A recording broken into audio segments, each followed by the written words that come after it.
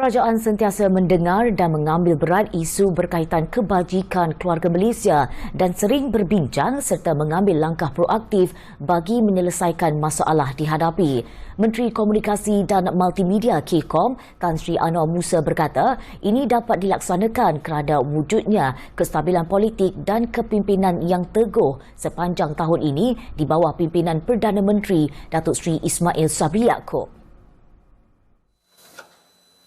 Menurut beliau, cabaran utama seperti inflasi dan kenaikan harga barang sering dibangkitkan dan dibincangkan secara teliti dalam setiap mesyuarat kabinet dan pelbagai pendekatan berjaya diambil bagi menangani masalah tersebut dalam tempoh yang singkat. Kerajaan kita mengambil pendekatan bersifat hands-on, ya. Sehingga kan kita bincang, kita perlu berapa ekor ayam sebulan? Kabinet kena bincang, kita perlukan 69 juta ekor ayam kerana orang Malaysia sekarang makan 2.2 juta ekor ayam sehari. Dan kabinet mahu memastikan supply itu cukup. Datuk Seri Elek dikehendaki untuk memantau perkara itu supaya harga jangan lebih pada had-had tertentu. Sebuah kerajaan yang menguruskan soal rakyat sampai ke detail sebegitu, ya. Itu dia kunci kejayaan kita dan itu sebab kita pulih sebagai sebuah negara pasca Covid lebih cepat. Kerajaan pimpinan Datuk Seri Ismail Sabri juga menurut beliau bersifat inklusif serta amat mementingkan keterbukaan dan ini terbukti melalui penglibatan pembangkang dalam pelbagai urusan kerajaan seperti penggubalan dan pindaan akta. Kesemua pendekatan ini berjaya mewujudkan suasana politik yang lebih matang dan stabil demi kesejahteraan negara.